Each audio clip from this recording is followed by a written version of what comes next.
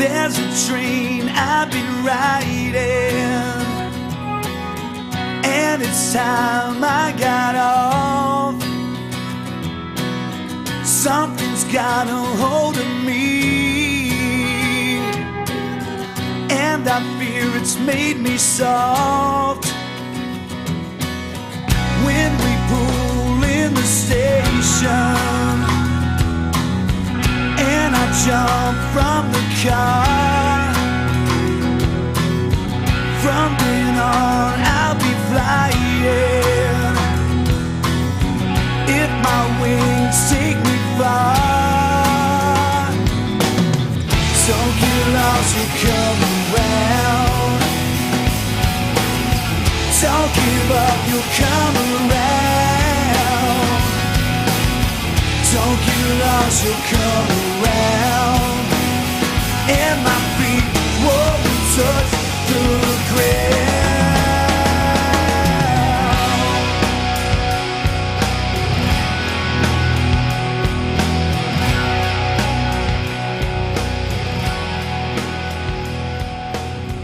Tell the pilot, take me high. Charlotte Thompson Iserbyt served as the head of policy at the Department of Education during the first administration of Ronald Reagan. While working there, she discovered a long-term strategic plan by the tax-free foundations to transform America from a nation of rugged individualists and problem solvers to a country of servile, brainwashed minions who simply regurgitate whatever they're told. We now present to you the secret history of Western education, the scientific destruction of minds.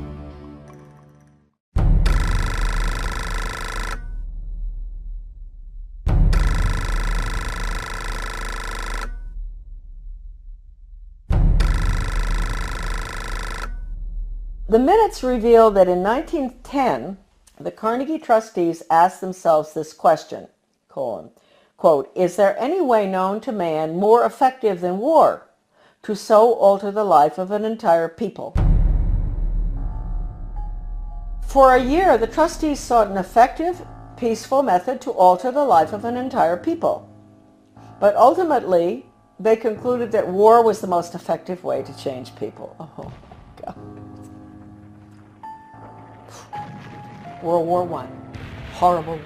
Oh, God. I mean, it made every other war look like nothing.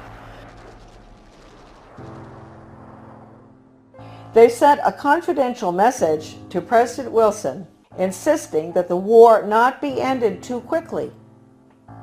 After the war, the Carnegie Endowment trustees reasoned that if they could get control, here we go, of education in the United States, they would be able to prevent a return to the way of life as it had been prior to the war. And they recruited the Rockefeller Foundation to assist in such a monumental task.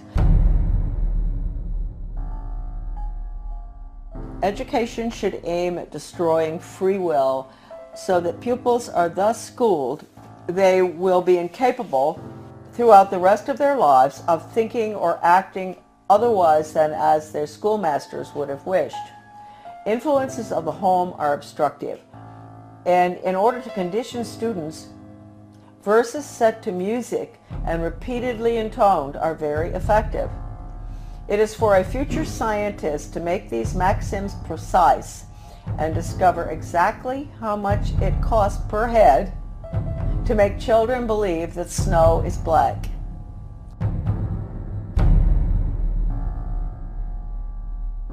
When the technique has been perfected, every government that has been in charge of education for more than one generation will be able to control its subjects securely without the need of armies or policemen."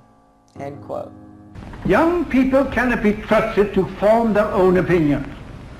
It's our job to tell them.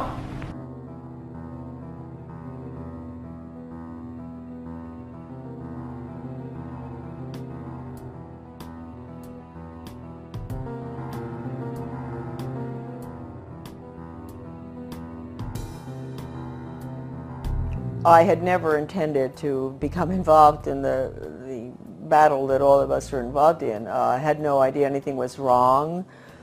with the way the country was going when as I was growing up, and even during my Foreign Service experience, I found myself mysteriously, I would say the good Lord works in wondrous ways, being put in spots around the world or in my country where extraordinary things were taking place under the guise of change.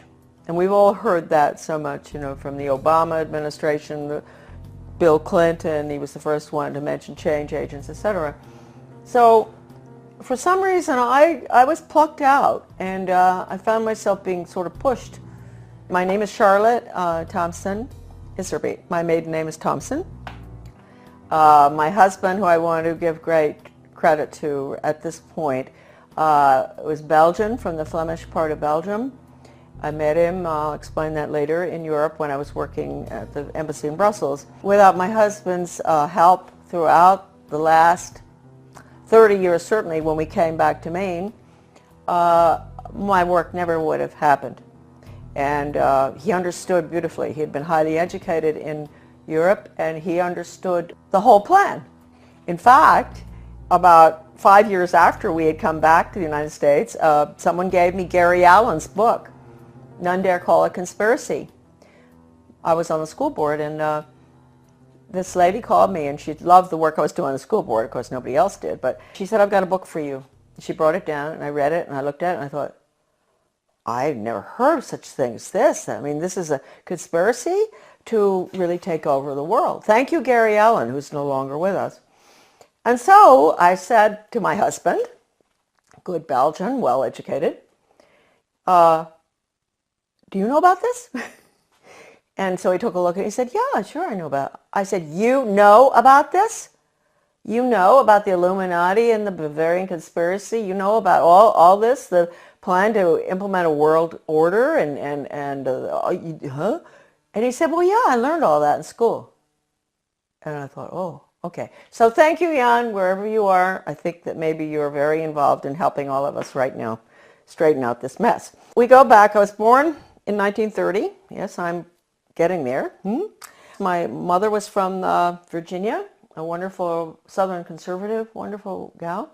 And my father came from Pennsylvania. He came from a family that in mining, and his father was a very recognized mining engineer who ultimately went out to South Africa and opened the gold mines. And my grandfather knew all these people. My grandfather was Skull and Bones.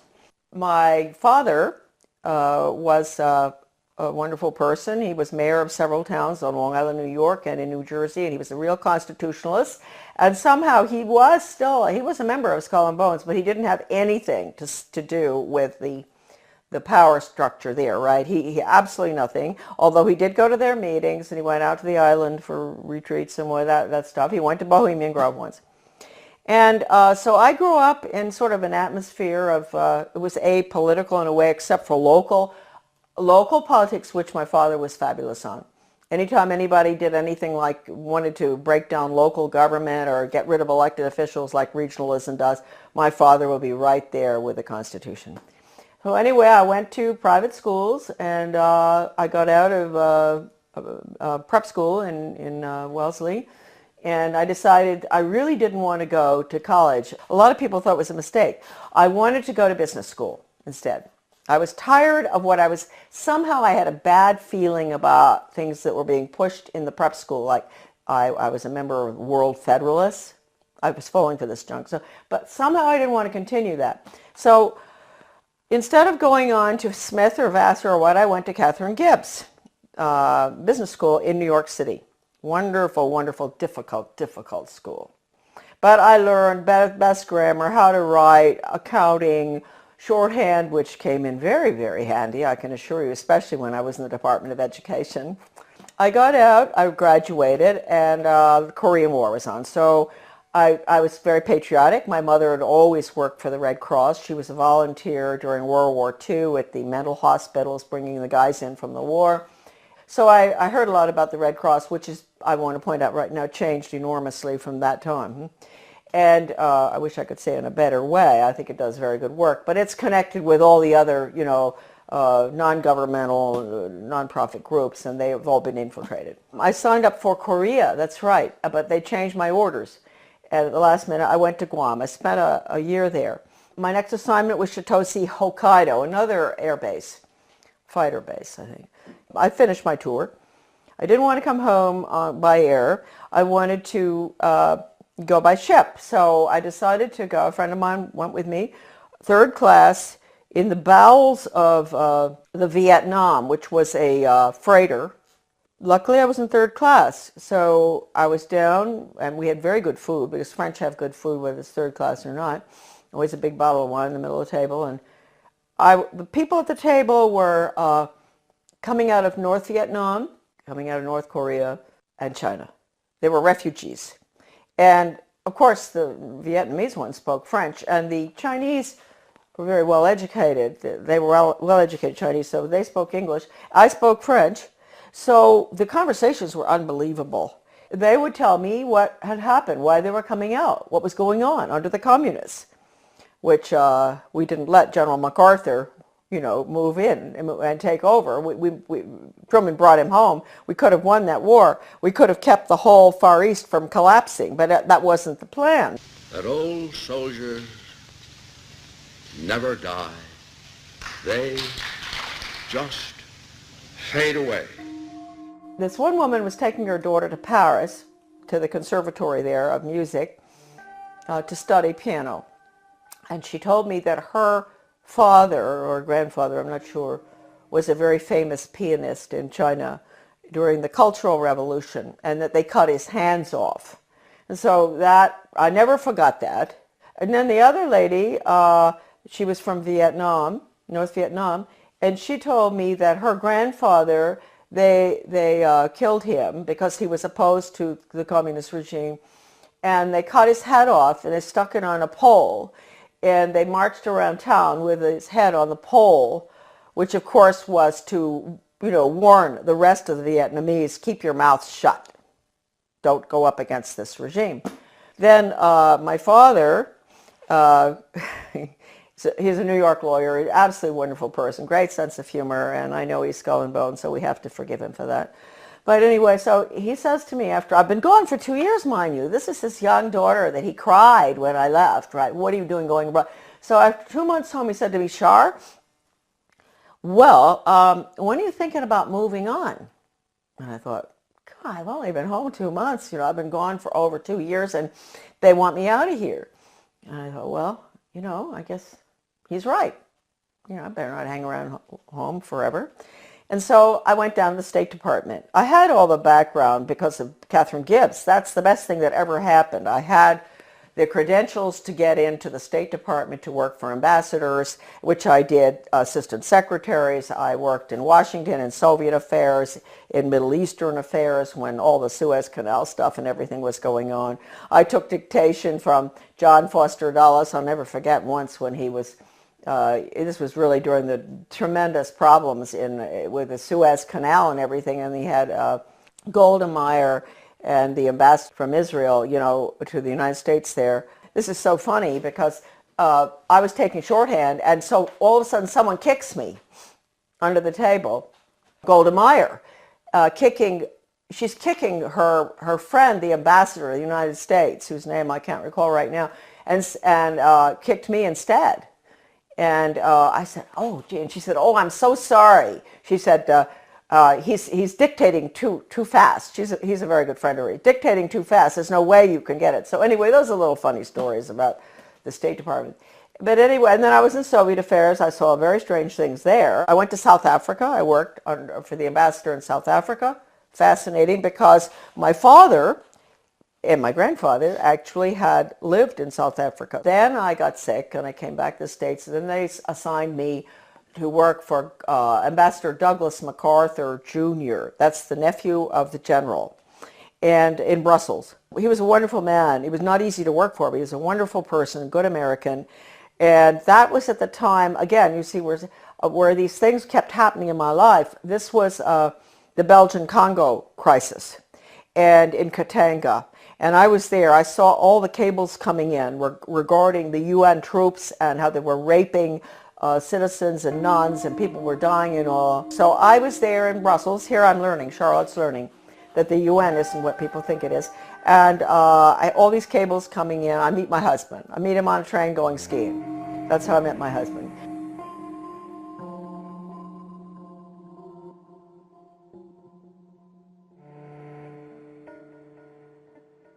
My husband and I are engaged. We subsequently get married in the United States. He comes over. Then we go back to Belgium, and we're there for about 4 years. And then from there we go again to a hot spot, which I didn't realize. I'm talking about the weird things that happened. The hot spot was Grenada. I could see then from our house overlooking the bay, the lagoon in St. George's, all this activity. Boats coming in with strange flags. Stokely Carmichael came down there to sort of stir up the pot to get the Grenadians, mad at the rich, nasty capitalists who owned these yachts and all. It was really getting bad there. And I knew the political situation well because we had Grenadians working on the boat. I had a lot of Grenadian friends in government as well. Anyway, we left. We were there about 5 years. And then when we left, I remember telling our Grenadian friends, you're going to have trouble here. There's troubles coming. And of course it did in 1984, I guess. That was one good thing Ronald Reagan did, which I was opposed to because it was a UN move, but he saved a lot of my friends from being killed by the Soviet regime in Grenada by moving in there to protect, so-called protect American students. But it was really the oil pipelines, I think, of Rockefeller that we were protecting. We're in Grenada. We go back to the United States. I put the children in public school. So here we go. I had no idea that education would be any different from sort of what I'd had. I had had a good education, a private school education, but I didn't know.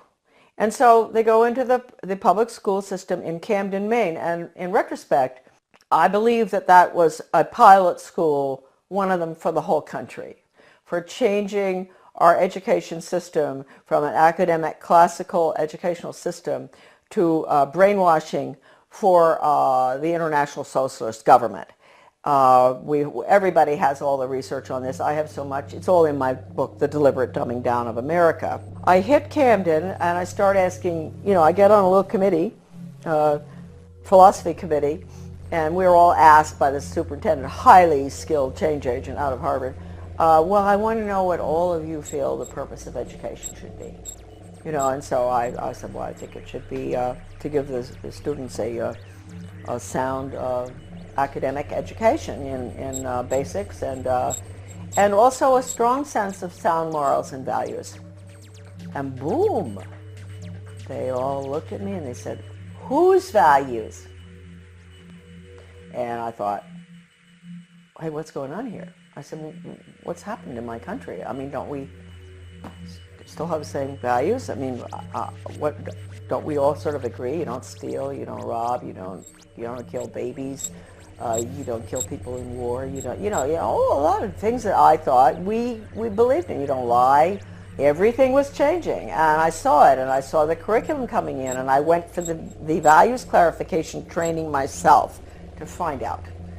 I had a call from a master teacher who taught all over the world, and she said, you are absolutely correct. I was on the school board by that time. After 3 tries, I got on. And she said, you're absolutely correct. I want to pay for you to go for some in-service training. And I said, in what? And she said, well, it's called Innovations in Education, and it's how to become a change agent. She paid $100 for me to go. I went. And all these normal-looking people, nice, some from my own school district and all. And the guy is a facilitator, but he's using this big book called Innovations in Education, a Change Agent's Guide. And it has all these case studies of teachers and administrators and how to sneak in controversial curriculum such as death ed, sex ed, bullying ed, alcohol ed, drug ed, all these programs that have education hanging off the end of them that have nothing to do with education. It's interesting. You don't have math ed and science ed and all. They call it math and science and history, right? But when you see anything with education hanging off the end of it, red flag, huh? In that training, he taught us how to identify resistors in our community. And they were the people who were smart, who knew that these programs were designed for nothing other than to make children engage in sex, to drink, to take drugs, to do all the things that the parents were being told the programs were to help the children. I was considered a resistor too. Here they were training me to identify myself, huh? And so I never, ever got over that. Also, we were being trained to go to the important people in the community, and they're really very good people. We all know who they are. They're friends of ours and all, but they're head of Rotary, head of Garden Club, head of Historical Society. You go to them and you explain to them in very, very good, highly skilled change agent manner, which is just lies, how important these programs are for your children. We've got to put these programs in. This was 1973 all the way through right now. Huh? That period in education, we call it the unfreezing of our children's values, the ones taught by the parents at home and the church, basically. Change agents were highly trained by the National Training Laboratories. We had the headquarters for that in Bethel, Maine. That goes all the way back to World War II. I have the original paper from that, and it said that what they're putting in is they want to change the values to unfreeze the system, and then they're going to implement the new values, the new communist values for world government. So that was the goal, and they did a good job on it between 1970 and the year 2000. And now the values, as we can all see, people are saying, oh, well, we've got to be tolerant, there are no absolutes anymore.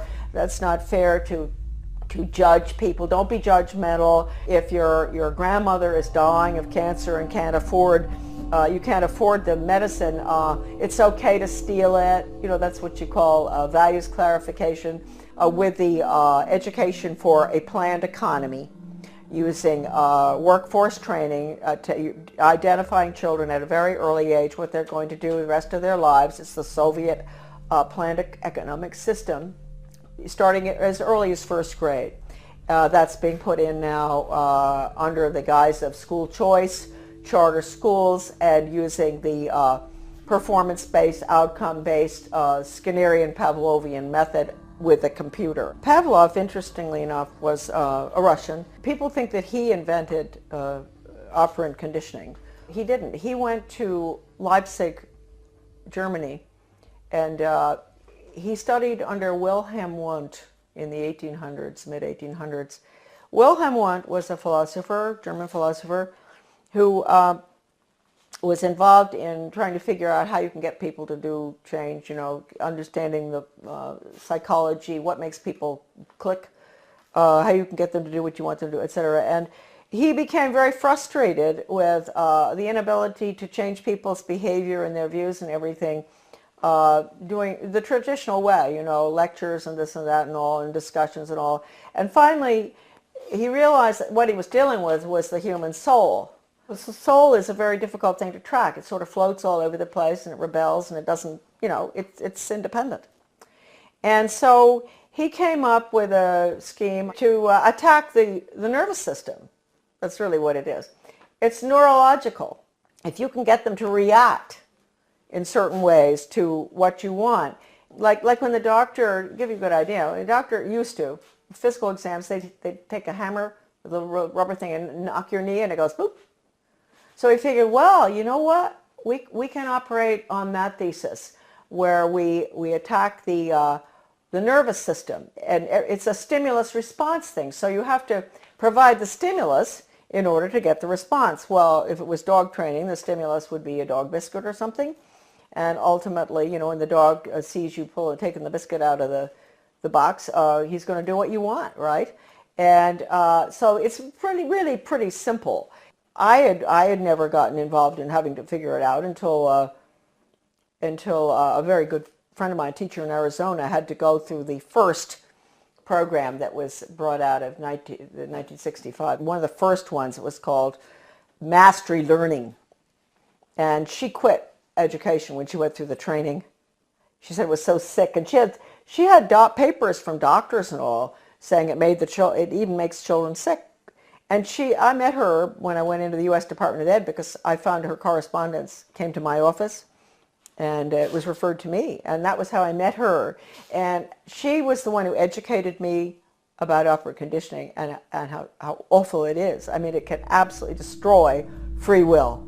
We had free will until we got to the computer. The computer absolutely destroys. The child cannot, there's no thinking going on there. There's no transfer being made. And you've got to understand that. All the documents in regard to this by people, not myself, by educators who have been trained in it, are in my book. So you don't have to say Charlotte said that. You know, you can say Professor so-and-so said that. I have one incredible paper in the back of my book by a leading educator written in the 60s that I managed to get. It was attached to the Project Best application for funding that I talked about, the one I got fired for. And that paper talks about the need for computers and how wonderful they're going to be and all. But he says, if you don't agree with the message, morally and ethically, that's going on to that software, do not do it. And that's coming right out of the mouth of an educator involved in it. He says, you have to have a conscience, because that software is so powerful that no matter, you may think, oh, well, the person on the other end, you know, he can do what he wants and make up. No. Once it's in the software, and once the child is clicking away on the computer and getting the little happy face as the reward, that's what happens. We all know that feeling when we get something good on the computer. He's not going to ask any questions. That's it. Finished. And it can bring the student to a certain totally opposite position in their thinking using Socratic questioning. So it's very dangerous. I can't tell you how dangerous it is. I mean, how dangerous is a method that can actually change, actually destroy one's conscience. That's bad news. And we were all softened up, and that's what we're looking at today. Now, the refreezing has to take place. The refreezing is going to take place with the use of the computer. Schools will be bookless. They are already some of these programs coming in. So anyway, I was on the board. I saw that. I went for the retraining. Then I got off the board, and I formed with Bettina Dobbs of Maine, a wonderful teacher and a nurse. We formed something called Guardians of Education for Maine. And we were in business for about 15 years. We did a lot of very good work. In 1980, I went to work for Ronald Reagan, and I worked there for 2 years until I was fired. Right. But I had worked hard for him from 1978 to get him elected. Right. And then in 1980, because of the work I'd done and the work in education, I got an appointment in the U.S. Department of Education. Because the people in Washington, with the conservatives, they were good back then. They're not anymore. They were very impressed by the work I'd done in Maine on education. So they pulled me down and put me in the U.S. Department of Ed in what was the most important slot probably in the world in education. I know people out there are shaking their head and say, why would they put her there? She doesn't have a college education, right? Why are they putting her in there? Well, they knew, first of all, Reagan had promised to get rid of the Department of Education, something he didn't do, and I will hold that against him forever, because he could have. Since that was the plan when they were staffing the department, they didn't have to put important people in those old slots. Like my slot that I got put into would have been filled by the former president of Harvard or Stanford or something, right? Or University of Chicago. That job had been held in the past by very important people in education. But since they were getting rid of the department, it didn't make any difference. So they just plopped me in. Now talk about the hand of God, huh? And all my files were full of everything they planned on doing. And so I don't even think my boss knew this. You know, he was a so-called conservative. But he became very suspicious about me because I was always busy. Even though I didn't have a lot of work to do from him, I was always busy because I had lots of things to read. And I would stay after work. I'd stay until 2 a.m. in the morning. When everybody was gone, I'd get into everything. Sure, if it had just been the job and all the files and everything had been whisked away by these former very important educational change agent communists, Marxists, I would not have found stuff, but all the stuff was left in the office. What I saw was so depressing. That's hardly the word. I mean, this was the education of Charlotte. It was the greatest horror story I had ever encountered. And at one point, he sent me, he wanted to get rid of me out of that office. He sent me up to the National Institute of Education, which is where all the research is performed. They send out all the grants and contracts to the universities or schools or whatever from there. I found out I was really in the belly of the beast right there, because I had access to all the computer printouts of all the grants and contracts of your money folks going out, not just across our country, but all around the world, about how to change the education system from academics to a brainwashing using Pavlovian, Skinnerian, operant conditioning computers and workforce training for the globalist economy, the corporate fascist socialist communist government that's coming right in this minute. I had a friend from Maryland who used to come and she had a huge Cadillac, and I'd get all my stuff and put it in, interesting for Maine people, LL bean bags. You know this big LL bean bags? This huge ones? And I'd put all the papers in there, and at lunchtime we'd meet uptown for lunch. She'd come in, marvelous gal, Australian, who I absolutely love, probably one of the finest Americans who ever, she was Australian, but she did more for our country than anybody I've ever known. Brilliant. We'd meet, dump the stuff in her car, go have lunch. She'd take it home. She'd get some of it out to the people across the country. It was really marvelous. Well, once I had these two big bags, and two of these major change agents at National Institute of Education, they were coming down. I was going to the elevator, and they were walking down, and I thought, oh no, you know, I've got to get out of here. So I had to go in the men's room and hide. And I'll never forget that, hiding in the men's room. I thought, what if, I mean, there may be other guys coming in here, not just to the elevator. And anyway, nobody came in. They went down the elevator. I came out and dumped the stuff in her car.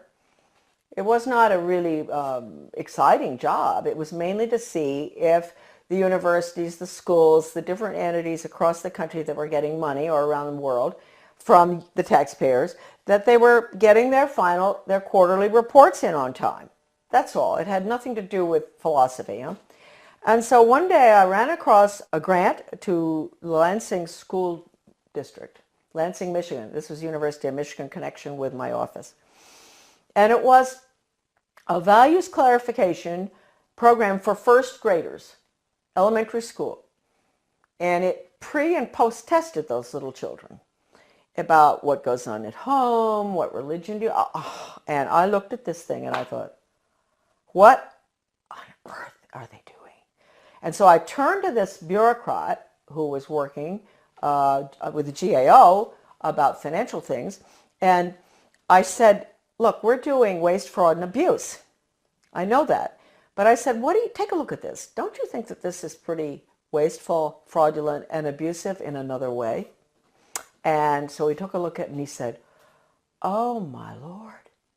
He said, this is horrible. And really nice guy, bureaucrat, Washington. People sometimes get after all the bureaucrats. They're not all that bad. Some of them are just like us, and they care. And I said, well, look, I'm only meant to be here 2 weeks, but could you give me extra time? Because I want to go through all these grants and contracts. And he said, you can have as much time as you want. So I spent 6 weeks up there going through all the stuff. And I can't tell you how horrible. First of all, even if you don't care about children, you don't care about education, you don't care about your country, you don't care about anything, people? Are there people out there who don't care about anything? They do care about their wallet, huh?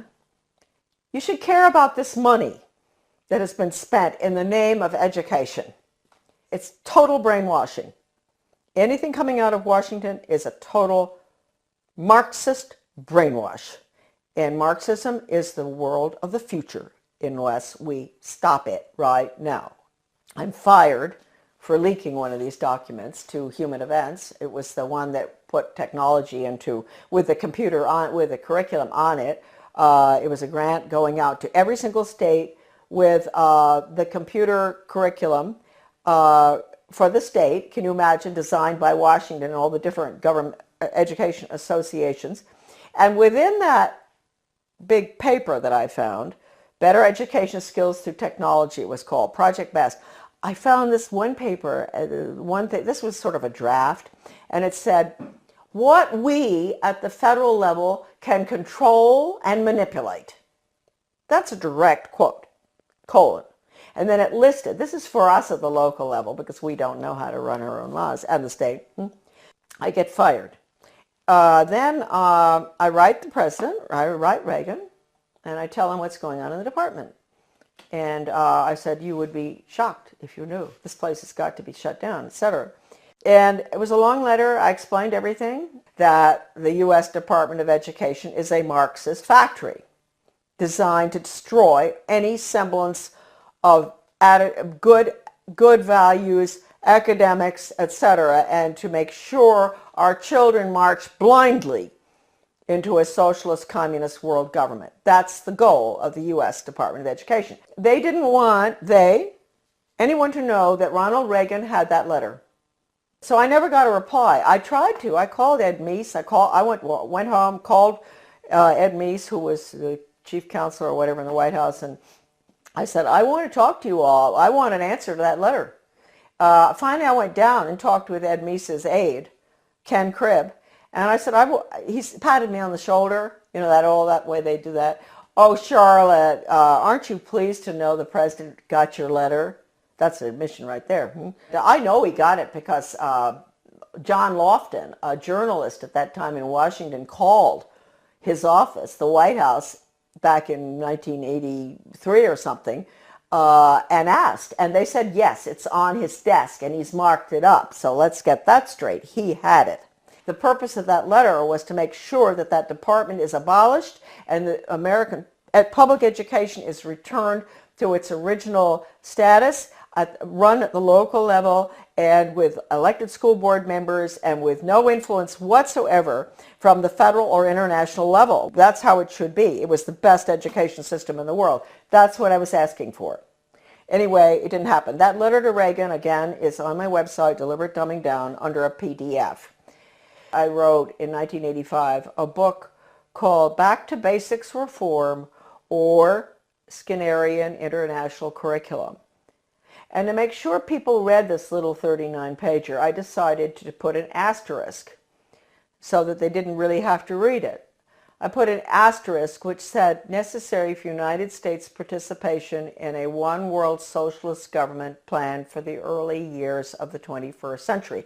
When the conservatives, the neocons, let's call them that, not Goldwater people, when the neoconservatives, Heritage Foundation, all of those groups, I'm sorry folks, when they saw that book, they boycotted it. They boycotted that book, which told Americans exactly what I just told all of you, what I'd seen, and that we had to get rid of the department. It all happened under Ronald Reagan. You call it what you want, corporate fascism, socialism, communism, planned economy. You call it what you want. What is it? It's really, it's horrible. Your children have no upward mobility whatsoever. I told you earlier. I said, yeah, they're put into a slot early on. The government and the schools, they decide what your child is capable of doing the rest of his life. He might be able to sneak out of that sometime if he's brilliant and do his own thing, but it's unlikely. So it's fixed. This is the end of upward mobility for our children, end of freedom for this country. Planned economy is the end of freedom. It's a failed system, but there are people at the top who live very well by it. And then I find out that Ronald Reagan has signed an agreement with Gorbachev to merge the two education systems. Well, you can't tell me that conservatives didn't know that was going on, because I know of some who were at Geneva when this happened. And they didn't do anything about it, but we found out. And so we fought this United States-Soviet Education Exchange Agreement. The Carnegie Corporation also signed agreements. Basically, most of that was to do with computers and technology and critical thinking for little elementary school children. Those agreements were signed. We raised $5,000 to put an ad in the Washington Times to expose that. It was called Educate is Worse Than Watergate or something. And but again, we got no support because that information wasn't meant to get out. Then about 4 years after the fact, my little article was called Soviets in the Classroom, America's Latest Education Fad, that nobody would touch. The conservatives, all the different conservative groups, media and all, would not publish it. And all of a sudden I got a phone call from a wonderful man by the name of Robert Morris. He was a judge from New Jersey. He calls and he said, I'm now the president of America's Future. And I had tried to get this article published by America's Future, Soviets in the Classroom. And I couldn't get it published. It was interesting because America's Future used to do a lot of articles on bad textbooks and everything in the United States. And I thought surely they would be interested in the United States-Soviet textbook agreement too, and exchanges. And I was sure they would, but no, they would not publish it. So this Bob Morris became president. He found my article in a drawer in the desk that was left there, the manuscript. And he read it and he thought, oh, what is this? Can you imagine? He's a leading conservative himself, very important person. He had not heard about it. He had not heard what Reagan had done. It's happened ever since 1958 when the first agreement was signed by Eisenhower with the Soviet Union at the peak of the Cold War. And then the various agreements have been signed all the way through until recently, one with China. So we have merged, and let me point out, just today, I was informed that there are forces at work in the state of Maine that are surrounding our wonderful people that we elected last November. Traditional Mainers, good, hardworking Mainers who were very upset about what's going on. They worked hard to get our governor in, a wonderful man, Paul LePage. And I want to warn all of you that out in your states, if you elected some really good people, they've been surrounded. And you've got to be very careful. You've got to let them know not to go along with any of the agendas that call for regional government or consolidation.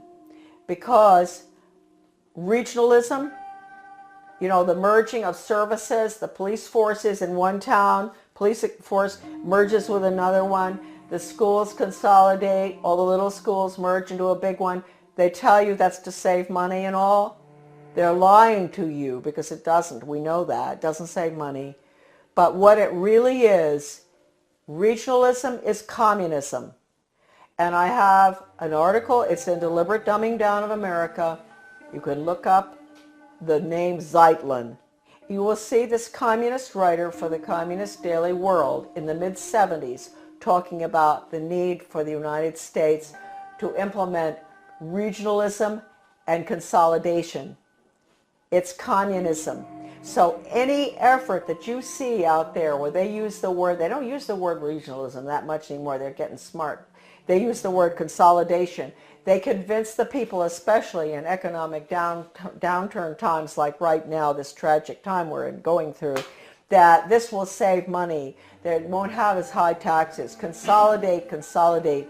Don't do it. We are the major country that's going down to communism, and the rest of the world will follow. They'll call it the global system, the international socialist global system. It is nothing but a totalitarian system. In 2002, President Gorbachev, in speaking in London, he called the European Union the new European Soviet. We know what we're looking at. The North American Union and all other regional entities throughout the world, whether it's the Pacific Circle Consortium or whether it's the Middle East. You think we went into the Middle East for any reason other than to destroy Iraq and to make it part of a region hooked into the banks? What they're doing is they're destroying the Middle East so they can restructure it as a region in this new world order. So these are all the regions. Their whole structure is based on the model, which is the European Union. So I ask Americans, what will you call? What would Gorbachev call the North American Union? He would call it the North American Soviet. How do we like that? Wake up. If there's anything that is important for you to remember from these videos today, is that we are at the end of the line. We are doing exactly what Gorbachev wants. Consolidation. Now, this is an interesting cartoon. This is regional government. This is the consolidation of schools, basically. And you see the little guy in the one-room schoolhouse. He's chewing a piece of grass or something. And he looks very happy. He belongs to Little Frog Lick Creek High School. He's chewing the grass with a smile. If you follow him through, you're going to see him looking more and more miserable as they merge his one-room schoolhouse to a six-room schoolhouse, to 8 more schools, and then into a central school, which is a region. And then you're going to see him at the end. He's holding his left arm out, up like this, clenched fist, little hair, very unhappy. And his t-shirt says, Our Lady of the Benevolent Dictatorship, One World Global Training Corps. And then the last one, he has on earphones, like you guys have all the time.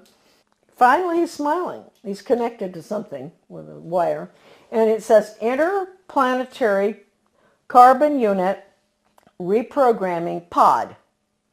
Well, I saw that in a very liberal left education journal called Phi Delta Kappa. Many people will recognize that, 1983.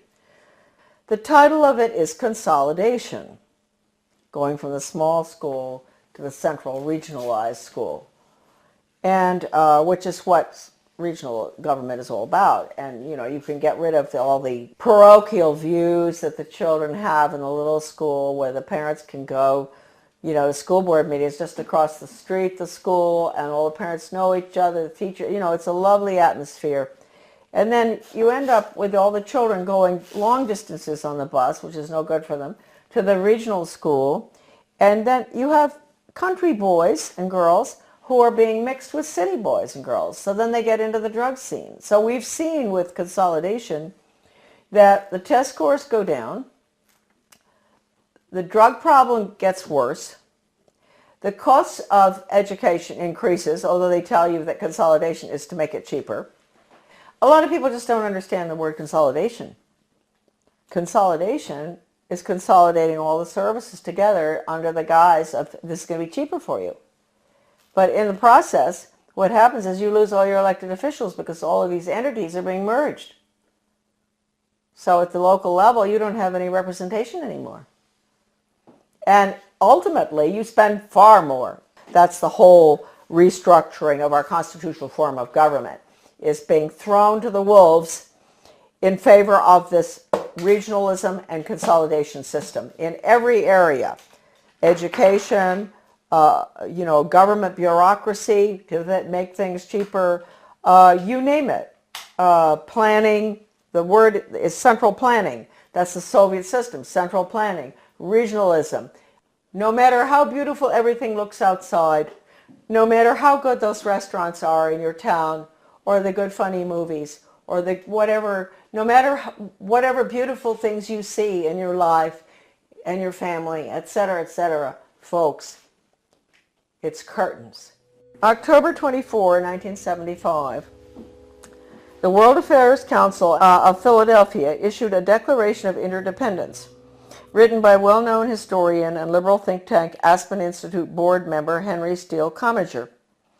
This alarming document, which called to mind President Kennedy's July 4, 1962 speech calling for a Declaration of Interdependence, Kennedy, was written as a contribution to our nation's celebration of its 200th birthday and signed by 125 members of the U.S. Senate and House. When in the course of history the threat of extinction confronts mankind, it is necessary for the people of the United States to declare their interdependence with the people of all nations and to embrace those principles and build those institutions which will enable mankind to survive and civilization to flourish. 2 centuries ago, our forefathers brought forth a new nation. Now we must join with others to bring forth a new world order. We affirm that the economy of all nations is a seamless web and that no one man can any longer effectively maintain its processes of production and monetary systems without recognizing the necessity for collaborative regulation by international authorities. This little blue book is called Conclusions and Recommendations, and It has a weird title, and you'd think it only deals with social studies, but it doesn't. It's the report of the Commission on the Social Studies. It was funded by the Carnegie Corporation.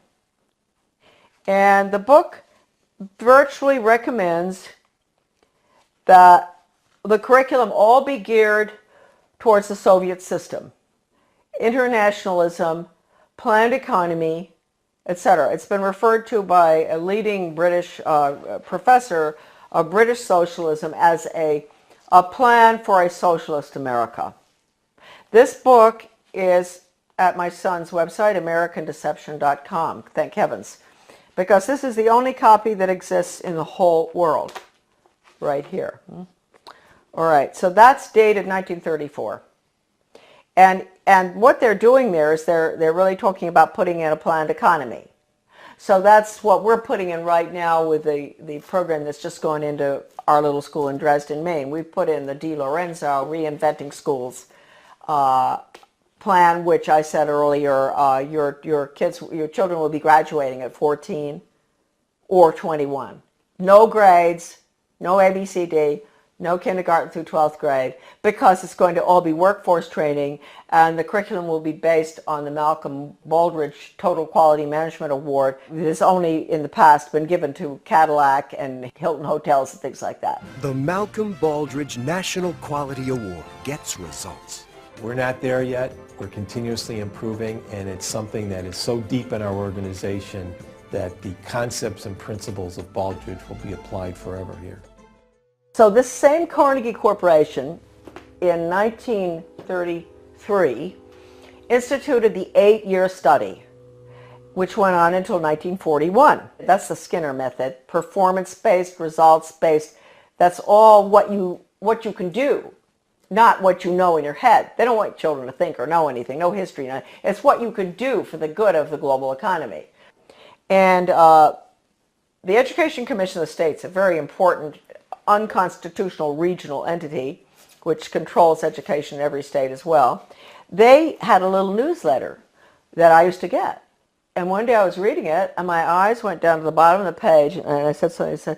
It said outcomes-based education is, and of course I'd always been fighting outcomes-based education, and it said it was experimented with for 8 years in the 1930s and 40s by the Carnegie Corporation. It was called the 8-year study. So nothing's new, folks. If we think the outcomes-based education that which is the biggest dumbing down education system that ever happened with children graduating at 14, right? If we think that it's new, no. It came from the 8-year study, which again was Carnegie. Okay. Now Carnegie, we might as well mention this at the same time. 1965, the Elementary and Secondary Education Act, Carnegie was all involved in paying for the national assessment, which is all 60% politically correct. That's the test that all schools around the country have had to give for the past, ever since 1965. Now it is 60% politically correct. Your kids' ideas on global warming, sustainable development, a world government, the fact that the Constitution is outmoded, all that. So they paid for the national assessment. They were the ones instrumental in putting up the money for the Education Commission of the states in Denver. In your Senate Education Committee in your state, there's always going to be one person who is on the membership of the Education Commission of the states. So there'll be about 50 state people. So they get their orders from the Education Commission of the states. That's Carnegie, paid for that. In 1985, Carnegie signed an agreement with the Soviet Academy of Science. At the same time, Reagan signed the agreements with Gorbachev to merge the two education systems. Carnegie signed with the Academy of Science to develop computer courseware for elementary schools dealing with critical thinking. That was an agreement signed. That's for our children, right? In first grade, critical thinking on the computer. Reagan, Clinton, the two Bushes and all, implement the school to work agenda. That was the beginning of the planned economy under Reagan. So then Mark Tucker comes in, Carnegie. All the controversy going on in the 90s, Americans were up in arms about the destruction of their school systems. They would go in deliberately and destroy, because in order to restructure, you have to destroy. Foundation for the Advancement of Teaching, David Hornbeck, who's big on compulsory community service, compulsory. He called for that when he was the superintendent of schools in Maryland. He was commissioner. Way back, he called for mandatory service. That's another thing, folks. You better watch out. We're going to be slaves. Mandatory service. So anyway, the same Hornbeck, who's connected to Carnegie all along, goes into Kentucky, destroys that system, goes up to Rochester, New York. He goes out to state of Washington, Iowa, destroy the schools, restructure them for school to work. That's all Carnegie. And the latest information coming in for Maine with a complete recommendation, that is, who knows, maybe our governor, we can get to him fast enough, to help him understand that we can't have charter schools. Charter schools are the vehicle to implement the planned economy. We can't have them. They're unelected school boards anyway. We don't even have a school board with a charter school. They get federal money. Why no school board? They get federal money, so we have to give the federal test. No charter schools, forget it. So all of this is coming together, coalescing at the same time. The 3,000-page hearings of the congressional investigation of the Reese Committee on investigation of the subversive activities of the tax-exempt foundations. I bought the only available copy in the country, 3,000 pages, from a really good friend of mine, a wonderful American. He had been offered any amount of money for that 20 years ago by one of the minions of the tax-exempt foundations. They did not want that copy to be floating around. The research director for those hearings, his name was Norman Dodd. I knew him. And the conversation that I'm going to discuss right now that he had with the president of the Ford Foundation, Rowan Gaither, was off the record in New York City at Ford Foundation headquarters. And Norman Dodd told me over dinner in Washington, D.C., in a restaurant in Georgetown, Rowan Gaither said to him, Mr. Dodd, basically, we at the foundations, we don't determine the agenda. The agenda has come from directions from the White House. That was Eisenhower at the time, right at the peak of the Cold War. And that agenda, our instructions are to use our tax-exempt status, your money, folks, change America so it can be comfortably merged with the Soviet Union. Now, a lot of you may say, well, that never happened. Well, it's happening right now, folks. It's happening right now as we speak. Foundation-funded non-bloody revolution. Committee Chairman Carol Reese warned fellow congressmen of a diabolical conspiracy that a certain few foundations were financing the socialist and communist overthrow of the United States. After World War I, they tried to get the League of Nations in. And there was tremendous opposition to that. And then you had opposition between then and between World War II. You had Lindbergh and a lot of Americans going before the Congress to keep us from going into the UN. You had all sorts of opposition. But they got their way. The Reese Committee learned that the Rockefeller Foundation and Carnegie Endowment for International Peace were, with tax-exempt dollars, funding leftist propaganda operations aimed at changing America through the brain, not the battlefield. Patriotism, national sovereignty, individual responsibility, and Christian beliefs were belittled, while the concepts of a one-world government, socialism, collectivism, and humanism were deemed essential for peace in the modern age. A clandestine and successful non-bloody revolution had been masterminded by some of America's most powerful and devious men who did not want to be exposed by a congressional investigating committee. The man chosen by Reese to be the committee's research director was Norman Dodd, Yale graduate, intellectual, and New York investment banker. During this writer's frequent visits to Dodd's retirement home in Keene, Virginia, he repeatedly spoke, Dodd, of his conviction that justice demanded that those foundations should be compelled to spend a like amount of dollars to undo the damage they have done to America, end quote. Dodd sent committee questionnaires to numerous foundations, and as a result of one such request, Joseph E. Johnson, president of the Carnegie Endowment for International Peace, invited Dodd to send a committee staffer to Carnegie's headquarters in New York City to examine the minutes of the meetings of the endowment's trustees. Now, this is Carnegie we're talking about, the one I always go after. These minutes had long since been stored away in a warehouse, and obviously Johnson, who was a close friend of former Carnegie president and Soviet spy Alger Hiss, had no idea what was in them. Don't forget, Alger Hiss headed up the UN in San Francisco. He was the head of the whole thing, world government. The minutes reveal that in 1910, the Carnegie trustees asked themselves this question, quote, is there any way known to man more effective than war to so alter the life of an entire people, end quote. This is in the minutes. For a year, the trustees sought an effective, peaceful method to alter the life of an entire people. But ultimately, they concluded that war was the most effective way to change people. Oh, God. World War I. Horrible war.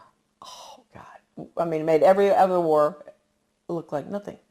Consequently, the trustees of the Carnegie Endowment for International Peace next asked themselves, quote, how do we involve the United States in a war?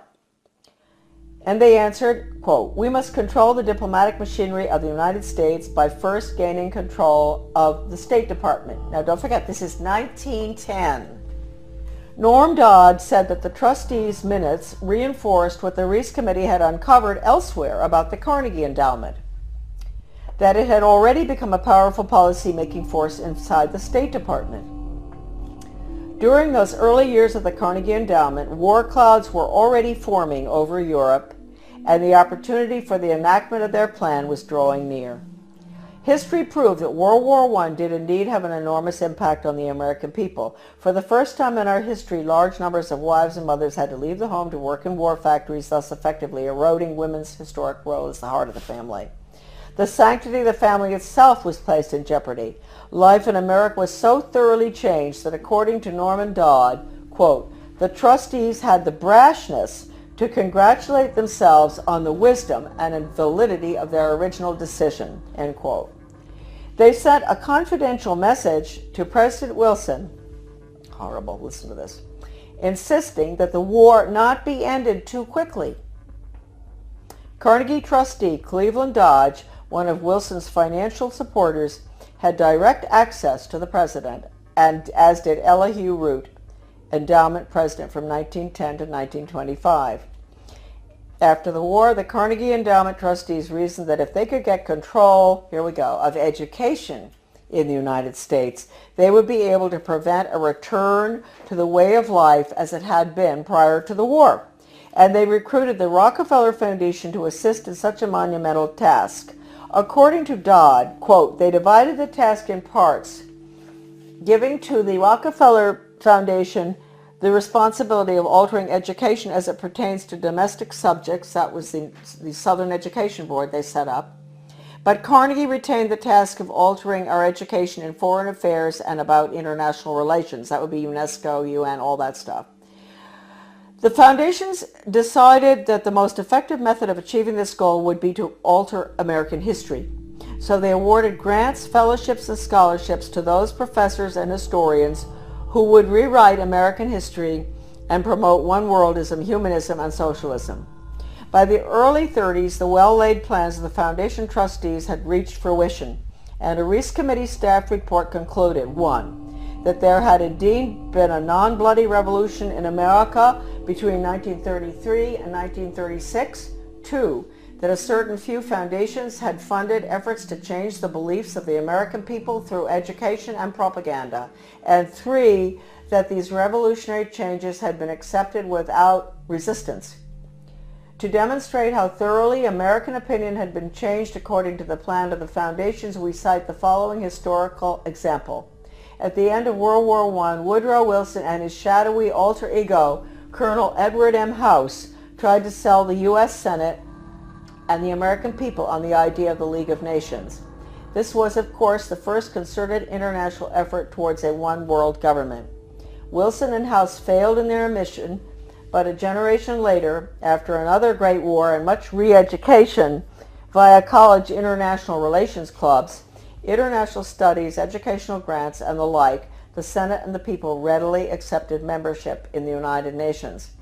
Roosevelt's foreign policy advisor Alger Hiss helped write the UN Charter, in which the Soviet Union was given 3 votes in the General Assembly and the United States only 1.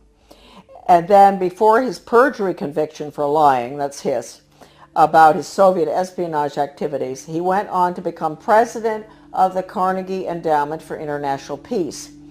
Chairman Reese expressed justifiable rage when he described what was happening as a diabolical conspiracy.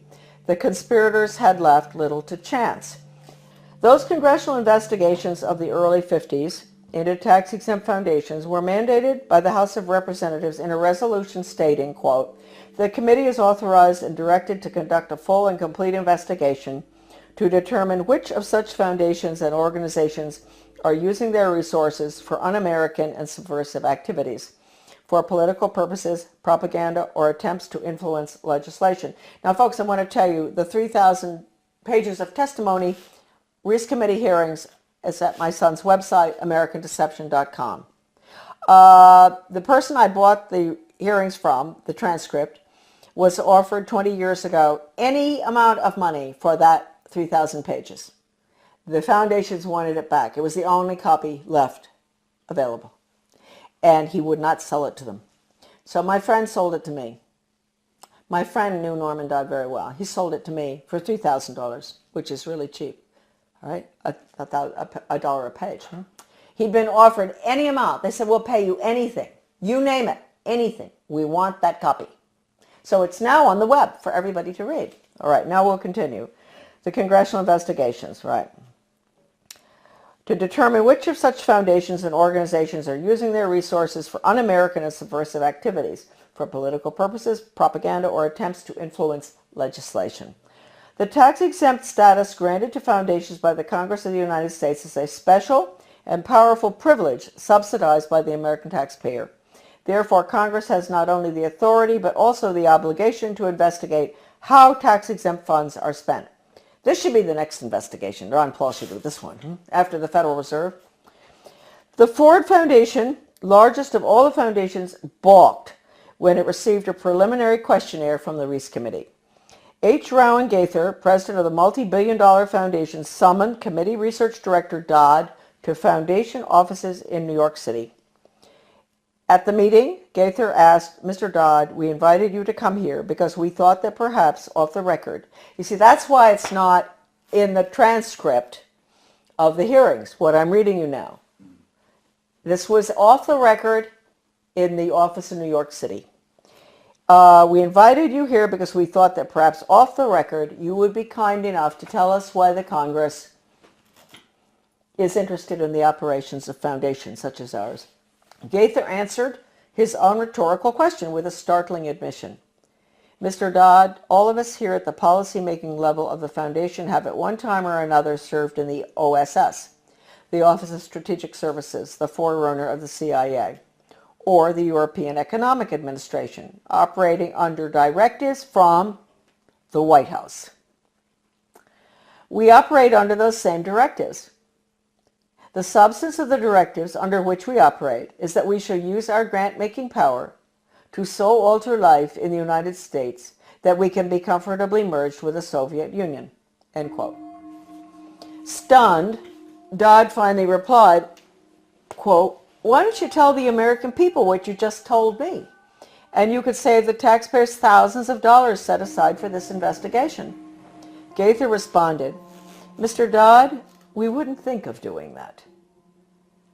In public, of course, Gaither never admitted what he had revealed in private. However, on numerous public occasions, Norman Dodd repeated what Gaither had said and was neither sued by Gaither nor challenged by the Ford Foundation. The latest article that I've written with Debbie Niwa, a wonderful researcher, a magnificent person and brilliant, did all the graphics and formatting and a lot of her own research as well on change agents and how they brought Americans to have a totally different mindset using all of the sensitivity training. Debbie had some fantastic research of hers is in that article. As well as at the end of writing it, we came across extraordinary quotes from C.S. Lewis, who points out that if you substitute workforce training for education, that's the end of civilization. It's the end of the human being as an entity opposed to being an animal. It's the end of the human soul. It's the end of the conscience. And we have all of the evidence from educators and change agents, articles saying that the computer is fantastic for changing values. An educator with the World Institute for Computer Assisted Instruction, his name is Dustin Houston, where he talks about, won't it be wonderful when the child in the smallest school, most remote area in the country can have the curriculum developed by the world's finest psychologists, and nobody can get between that child and the curriculum. Parents, wake up. That means you, parents, you can't get between the child and that curriculum. You can't control anything anymore. You've lost it. This is going in right now. And they say this works too. What works? I always wondered when I saw this stuff titled What Works in the U.S. Department of Ed, and I didn't pay too much attention. And one day I picked it up, something, and what works? Yeah, dog training works. If you reinforce, if you give rewards and all. And mind you, folks, the rewards are being passed out galore all over our country now, not just in education. In my former town of Bath, the police, the community-oriented policing system, the police are giving rewards to citizens who do good deeds. They give them a little medal. They see them to help an older lady across the street who has groceries. The police determine what the good deed is. She gets a medal. That's a reward. That's conditioning. That's operant conditioning. You're going to end up with a society that never does anything for the sake of it being right. And they're never going to take a stand against anything unless it's approved by the government. So that's going to be the result of operant conditioning. It's throughout our community right now. The Secretary of Education, Arne Duncan, when he was in Chicago, with the Chicago schools, he even recommended paying students for good grades. Now, that's why teachers are up in arms about merit pay, performance-based pay. That's the same thing. They're going to pay the teachers for students getting good test scores. Now, wait a minute. First of all, you might think that sounds good. No, you got to ask yourself, what's the test? It's hard to believe that anybody would deliberately do this to children, but they are. They're evil people, and their agenda has been evil ever since this book was written. This is it. Proofs of a Conspiracy by John Robeson, great Scottish scholar. Back in 1798, he was a Scottish Freemason, and he went to France and studied, French Orient Masonry, and was so shocked by what he saw, it was so much worse than the Scottish Rite, that he went back and wrote that book, which he actually did give a copy to George Washington. That book is like a global education textbook being used in the American schools right now. It talks about 1798. This is after the French Revolution. Get rid of royalty, get rid of religion, get rid of the family. That's basically what's in the book. They talk about dropping borders. It sounds just like a global ed curriculum. Turning the children against their parents. It's pure communism. That's why I say that now, basically the only thing that we can do, certainly with education, which is being turned into nothing but corporate school-to-work agenda using the Soviet-Cuban Polytech system, where they pull the children out, send them over to the cigar factory, at noon to learn how to make cigars. The same thing here. That's being put in. It's been in the works for 30 years. The nail is going in the coffin right now. It's coming out of Europe. It's the program that's going through Maine right now is called Reinventing Education. De Lorenzo. This is all in my article, The Death of Free Will. All of this documentation about the final nail in the coffin, which will be school to work across the board for global corporate profits our children are nothing but human resources and guinea pigs to be trained like animals. Animal training using Pavlov, Skinner, all of which was brought into the United States by, we'll get on to, the order at Skull and Bones.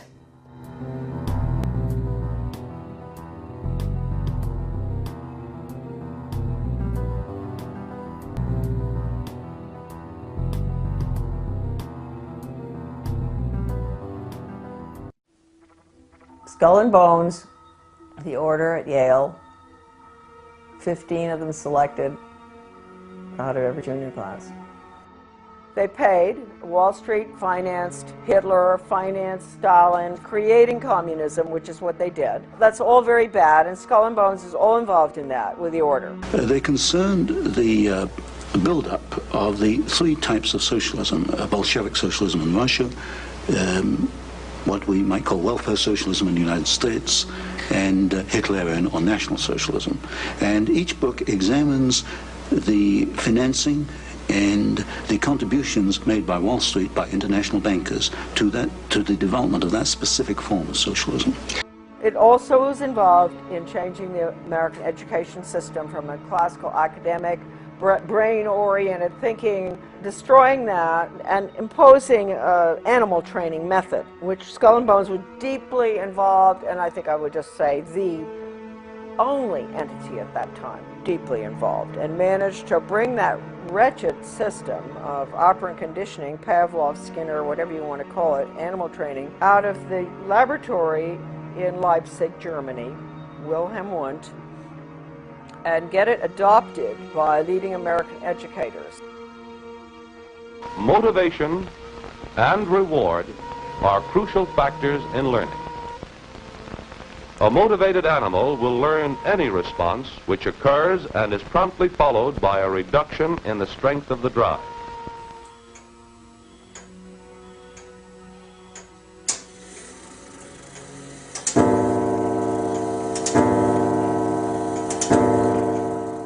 My father and grandfather were members of the order.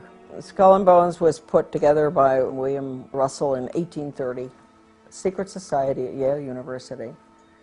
And the connections with Germany are pretty extensive. You know, the Illuminati, I think, it's got to be, I think that there's a lot of research out there that I haven't even read that is there, that does connect it with the Illuminati. And the Illuminati, of course, was Bavarian Marxist society based on destroying the family, destroying the church, which at that time was Catholicism, destroying religion, destroying national entities, boundaries, no more. I have, you know, the Proofs of Conspiracy by Robeson, an original copy of that, and it says right in there, you know, where the order, it's interesting, the order, right? The goal was to, just as I said, down with the family, down with the royalty. At that time, governments were royalty, and they were religious. That was Western European, right? Down with nationalism, get rid of countries, drop borders. I mean, and people think that that's new. The Illuminati order, this is Skull and Bones, see? The Illuminati order documents show that Raphael in the Illuminati is identified as the same Professor Karl Casimir Wundt. This is fascinating. Kirchenrat Karl Casimir Wundt, the one we're talking about, was professor at Heidelberg University in the history and geography of Baden, this town, and pastor of the church at Weiblingen, a small neighborhood town. So Wundt was connected with the Illuminati, his grandfather. Well, this is the background of Wilhelm Maximilian Wundt, who really trained the American educators in the behavioral psychology, stimulus response training type of Skinner, operant conditioning, bells, whistles, all that stuff, which does not teach, it trains for the workforce. Now, this was, the order at Yale was directly connected with Wilhelm Wundt. They sent educators over there to study under Wundt. Stanley Hall was the first one to go. This is so important, this stuff here. The Hegelian influence on Hall. Between 1870 and 1882, a span of 12 months, Hall, the American, there's a lot of information on him here too, but I won't go into it. He was connected with Skull and Bones prior to going over. They probably sent him over. Spent 6 years in Germany. And he says, I do not know of any other, this is Hall talking, any other American student of these subjects, philosophy and psychology, who came into even the slight personal contact it was my fortune to enjoy with Hartmann and Fechner. There were psychologists over there as well. Nor of any psychologist who had the experience of attempting experimental work with Helmholtz. And I think I was the first American pupil of Wundt. Now, Wundt is the one we're dealing with, Wilhelm Wundt from Germany.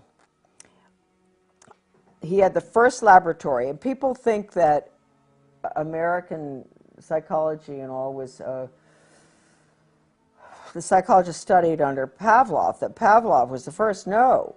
Pavlov, interestingly enough, studied under Wilhelm Wundt in Leipzig. The 12 years included in this span as an American pupil of Wundt, more than any other equal period, marked and gave direction to modern psychology. Wilhelm Wundt, 1832 to 1920, professor of philosophy at University of Leipzig, was undoubtedly the major influence on G. Stanley Hall, who was subsequently, who trained, all the others, Thorndike, Dewey, and all of them, okay? And he was sent over. Hall, it appears that he had a lot of connections with the order at Yale, and that's why he ultimately ended up going to Leipzig. Modern education practice stems from Hegelian social theory combined with the experimental psychology of Wilhelm Wundt. The Hegelian theory, create the problem, people scream, impose a solution type of thing. And no right, no wrong, too. Whereas Karl Marx and von Bismarck applied Hegelian theory to the political field, it was Wilhelm Wundt, influenced by Johann Herbart, who applied Hegel, the Hegelian dialectic, to education, which in turn was picked up by Hall and John Dewey and modern educational theorists in the United States. That's to create the problem and people scream, impose a solution. That's the Hegel. Wundt is the animal training method that bypasses the brain. Wundt is important in the history of American education for the following reasons. He established in 1875 the world's first laboratory in experimental psychology to measure individual responses to stimuli. 2. Wundt believed that man is only the summation of his experience, the stimuli that bear upon him. It follows from this that for Wundt, man has no self-will, no self-determination. Man is in effect only the captive of his experiences, a pawn needing guidance. 3. Students from Europe and the United States came to Leipzig to learn from Wundt the new science of experimental psychology. These students returned to their homelands to found schools of education or departments of psychology and trained hundreds of PhDs in the new field of psychology. The core of our problem is that Wundt's work was based on Hegelian philosophical theory and reflected the Hegelian view of the individual as a valueless cog in the state, a view expanded by Wundt to include man as nothing more than an animal influenced solely by daily experiences. This Wundtian view of the world was brought back from Leipzig to the United States by G. Stanley Hall and other Americans and went through what is known among psychologists as the Americanization of Wundt. Although Hall was primarily a psychologist and teacher, his political views were partially Marxist, as Hall himself writes, quote, I had wrestled with Karl Marx and half accepted what I understood of him. Confessions, and don't forget Karl Marx used, the Communist Manifesto was basically Weishaus. It's important, remember that, huh? So this is really this is a very fine chapter out of Sutton's book, America's Secret Establishment. This is a chapter, How the Order Controls Education. And I want to point out that nobody but Sutton, in the writings on the order, has ever really dealt with education. Sutton saw the importance. I mean, he'd been doing all the work on our, aid to the Soviet Union on technology and all for the Hoover Institute. But he really, he's the only one who ever connected the order with education. Even this great book that we've all, that Sutton Leipzig Connection, this great book, I don't believe that Paoli Leone understood the connection with the order either. He wrote about Wundt. It's a fantastic little book. You couldn't get it. The viewers can get this book. I think it's, there are a few very important books on education. I'd say that this is the #1 book on education that's ever been written, this little book. And I think Anthony Sutton agreed, because he got a lot of his work in his book on the order from the Leipzig Connection as well. If we want to start with the condition of the average American right now, who has been conditioned by the television and in the schools and pretty much in daily life, with the community councils and all, it goes away from the individual. Everything is to get, well, John Dewey said it, we have to get rid of the individualism. Everything goes towards the collective, the group. And ever since the early 60s or 50s, they've had the training sessions going on. They started in Bethel, Maine, National Training Labs, to use sensitivity training to bring people together in groups, and they'd all spill their guts about everything. And once you've done that, you're dependent on that person, right? Because they know everything about you. So this is the way you form the collective. It really is very interesting, the sensitivity training, how it works. And it says right in the original documents that it's Chinese communist thought control. Well, Americans have been exposed to this now, certainly since World War II. And they've become little collectivists, really, groupies. They think that way. Anybody who thinks as an individual really is looked at askance, strange person, having an opinion that is opposite to what I've heard every night on the TV or in school or in college. Strange person, these individualists, huh? So that's what we're looking at now. We finally, this is very interesting right now. I mean, talking about the Rockefeller Foundation, the General Education Board of Carnegie, you have, this is the chart showing that the University of Chicago, the School of Education, which had John Dewey and Charles Judd were there. Columbia University Teachers College, John Dewey Thorndike, who had his pet chickens that he trained, James E. Russell, and then James McKell in the Department of Psychology at Columbia. All of those were all funded, and Hopkins Medical School, by Rockefeller Foundation's General Education Board and Carnegie Foundation. Now, when you think back to everything I've been talking about, the Carnegie Conclusions and Recommendations to change the American education, 1934, to change American education from the standard, classical education that we have, basically to outcomes-based ed, because Carnegie, after they wrote that nifty little blue book that outlines a socialist America using Carnegie's views, they had something called the 8-year study, the Carnegie Corporation, which we didn't realize until I read something in the Education Commission of States used to have, or still does, maybe in Denver, has a newsletter. And I was reading it one day, and at the bottom of the page, I just saw something, and it said, OBE is simply because we were fighting OBE, outcomes-based education, performance-based education for workforce training, performance.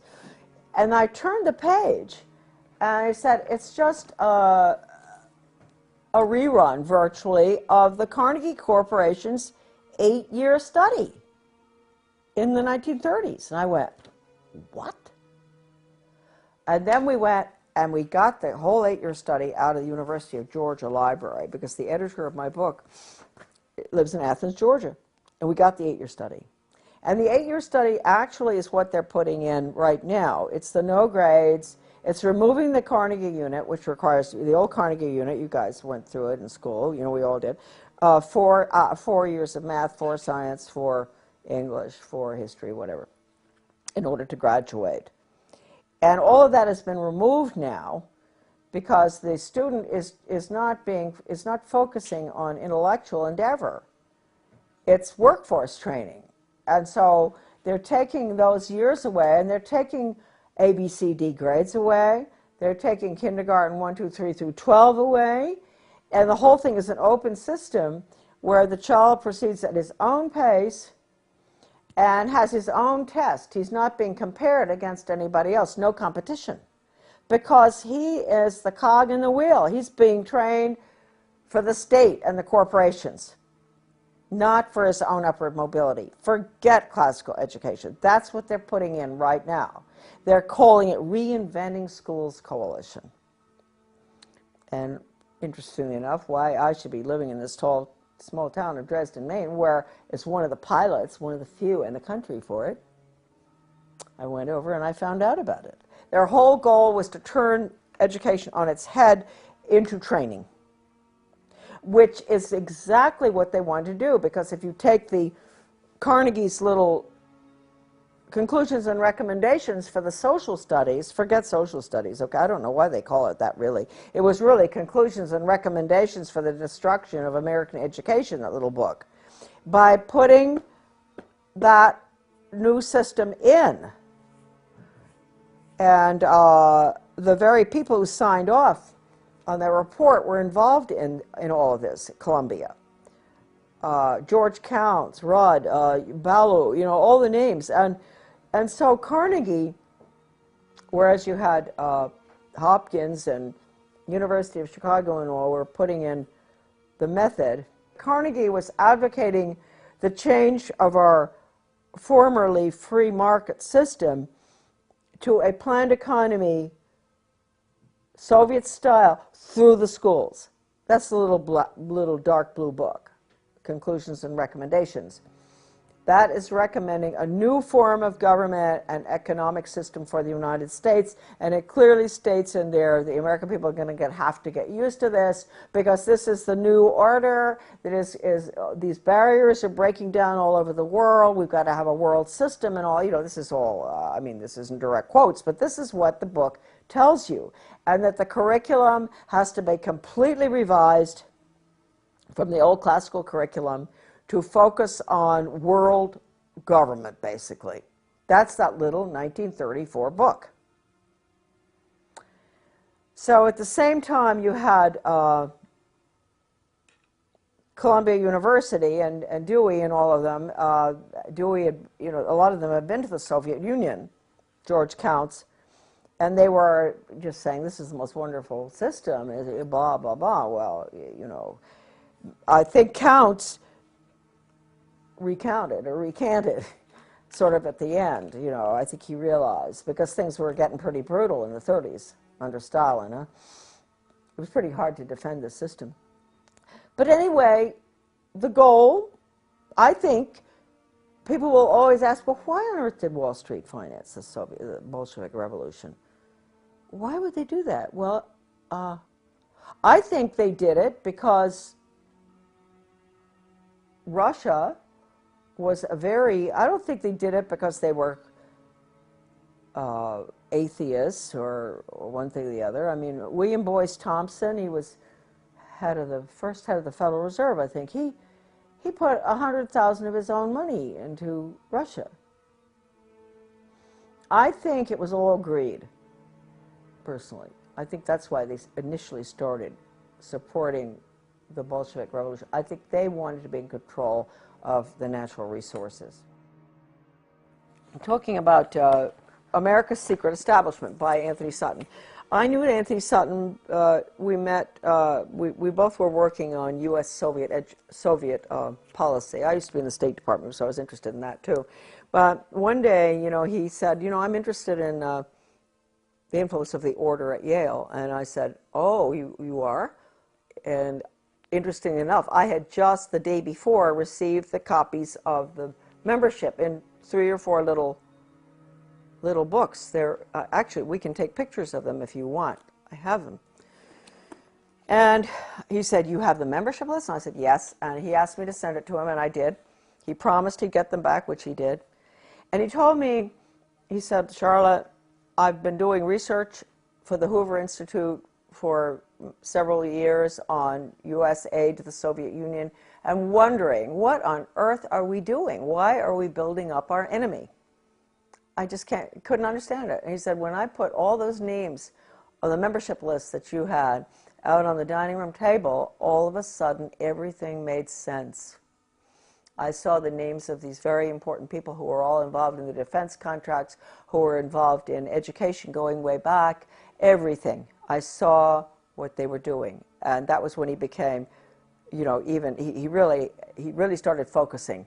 And he wrote the book after he got the list.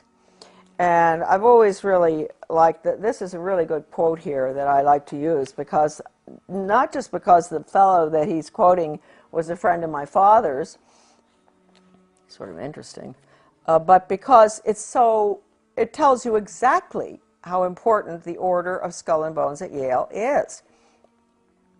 People say, oh, it's a little boys club, and they ignore it. They ignore the fact that John Kerry and George Bush were both running for president. They didn't, isn't this sort of weird that out of an organization that has a maximum, I don't know how many, maybe 12,000 members or less, since its creation, I don't know how many there are, that we would end up in a country of, how many million are we? Having 2 people running for president who are out of Yale, the Order of Skull and Bones? That just doesn't make sense. So anyway, this is a quote that he has. This is from F.O. Matheson, who was Skull and Bones, 1923. My father was too. To Donald Ogden Stewart, Skull and Bones, 1916, an older guy. In regard to Matheson, they called him Matty's upcoming appearance before the House Committee on Un-American Activities. So he's writing to his other Skull and Bones buddy, soothing his concerns, saying, don't worry, we'll make it. We're going to get by here. We're going to get our agenda in, basically. So Matheson says, quote, as long as we have somebody from Bones, himself, right, who can bring pressure on the committee, I should think we'll be all right. So that's a very important quote. Now, Sutton goes on here, and he says, for over 170 years, these people have met in secret. From out of their initiates come presidents, senators, judges, cabinet secretaries, and plenty of spooks, CIA. They are titans of finance and industry, and they have just recently installed a 3rd Skull and Bones president of the United States, George Jr., right? George W. Bush's secret name is Temporary. His father, George H.W. Bush's Bones name is Magog, and his grandfather, Prescott Sheldon Bush, stole for the order one of their prized possessions, Geronimo's skull. But the Order of Skull and Bones secrets have always been safe with a press of which much they owned. And that's why I think earlier you saw in this video, I mentioned that, or maybe I didn't, I've been writing letters to the press since 1975 that, with a direct quote from a communist, that regionalism is communism. And I've had other articles published, but they would never go near that. Either they would take that quote out, because that's a quote from a communist writer for the Daily World, writing for their own journal, the Daily World. And so when you talk about the control of the press, it's complete, the major media. I don't have to tell you folks that probably, but anyway. All right, no, Skull and Bones, Bonesmen, here's a little list. Time Life Fortune's Henry Luce, Newsweek's E. Roland Bunny Harriman, right?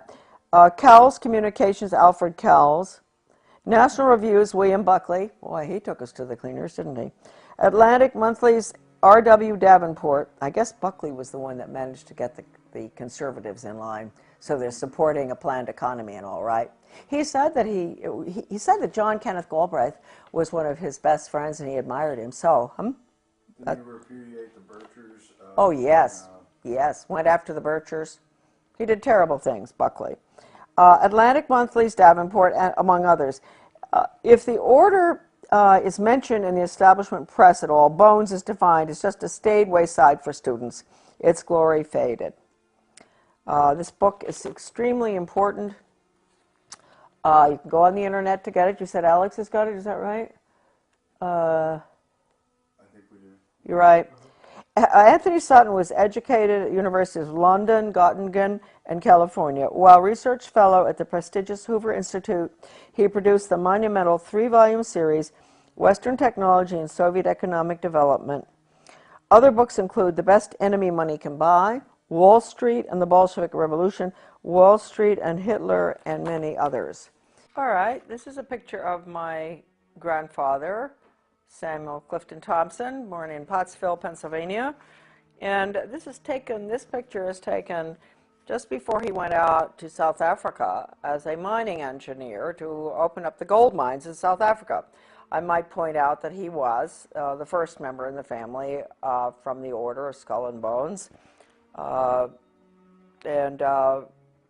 You'll be seeing later, you're going to see a picture of Grandpa and my father is coming up. Hold it down a little bit. Okay. There you go. Right there. It's perfect. Thank you. And he lived out there from around 1897 and was there during the Boer War, and they returned in the breakout of the First World War I. My father was born in South Africa, obviously, and my grandfather met a lovely gal from Australia. That was my grandmother, and she had come, this is a very interesting story. She had come over with her father and 12 siblings on a sailing ship from Australia to Cape Town. My great-grandfather from Australia had emigrated from England and was the clerk of the works or something in Melbourne, Australia. And they had all those children, and can you imagine? Traveling on a sailing ship back in 1895 or something with all those children. And anyway, my grandfather somehow met, we don't know how, my grandmother. And they were married in Johannesburg in 1902. And he was a member of the order at Yale, and he was very close to Sir A. Bailey and some of the Fabian socialists. I don't really know what role he had in the activities of the order, but I would imagine some, because it was pretty big time gold mining, and he was very instrumental in opening up the mines there. So that's Grandpa Thompson. Here is a picture of the same Grandpa a little bit later with my father and my sister, Victoria. And that's Grandpa. He's being very grandfatherly. This is probably around 1930, this picture. And that's my dad holding on to my sister, my dad Clifton, who subsequently was tapped for the order for his class at Yale. And with Grandpa, the one that I spoke to you about, who was the mining engineer that went from Pennsylvania to South Africa to open the gold mines in the late 1800s.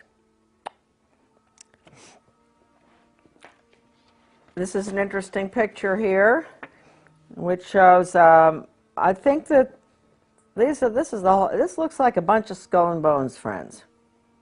I do believe. I'm going to show you the picture and then I will identify a bit for you. The one in the front row is Charles Spofford.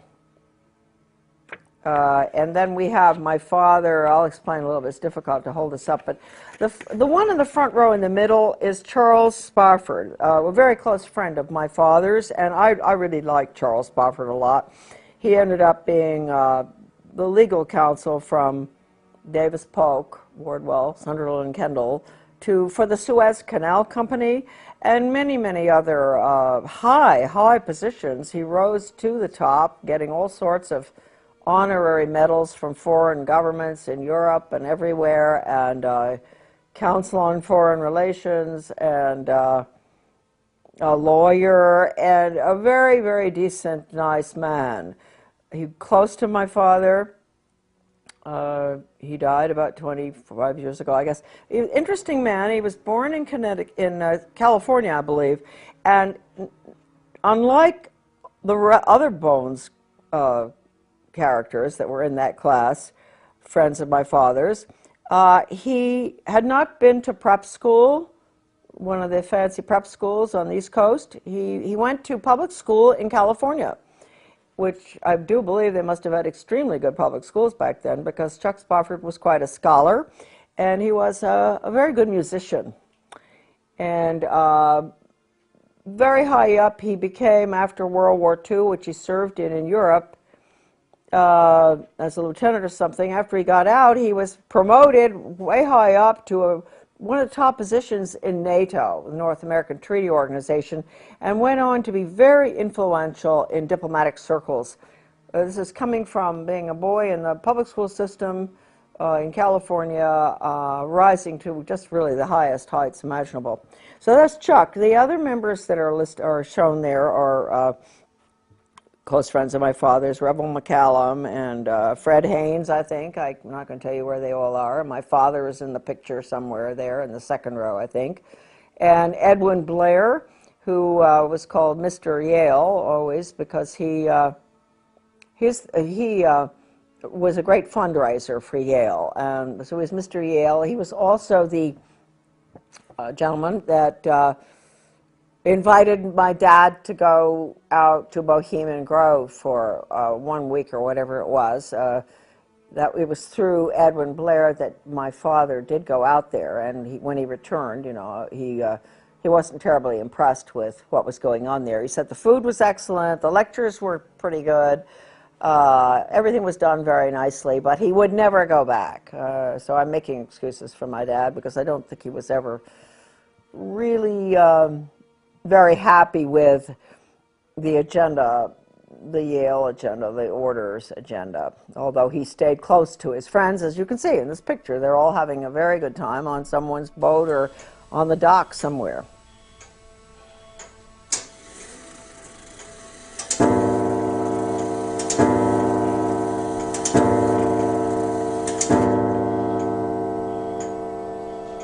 This is the Skull and Bones grandfather clock. These clocks were given to members of the order when they got married. And my father was married in 1927, I believe, and he ordered the clock from a clockmaker in South Carolina, and I think that the order pays for the clock. And it was a gift, and all of them receive a clock when they get married. I believe that's the case. And we had it in our house from the time I was born, of course, and I remember it best because it's so mellow, and I would, as a young child, you know, waiting for Santa Claus to arrive, go to bed at night, and the clock would, you know, go off at every hour. And my mom and dad, of course, were putting things under the tree and giving Santa Claus his peanut butter sandwich and banana. And I was sleeping and listening to the clock. And then finally around, you know, 5, it would strike 5, then 6, and I'd know, well, I can get up now. And I'd run down, and Santa Claus had been there, and the sandwich had been eaten, and the clock would strike 6:30, and then everybody would have to come down and deal with me. So I just have great memories of the clock. And what the significance is with the clock. Dad used to always say, he was very firm about that. He never told us why, but don't ever let the clock wind down. Keep the clock wound sharp. And always keep it 5 minutes ahead. And what that means, maybe it means they're 5 minutes ahead of everybody. The order has to keep 5 minutes ahead of all of us. And don't let it wind down, because if you did that, they'd be getting 5 or 10 minutes behind or more. And as a member of the family, you never talk about the order. My father never discussed anything about the order of any significance, really. Although, as we said earlier on, most of his friends were very close.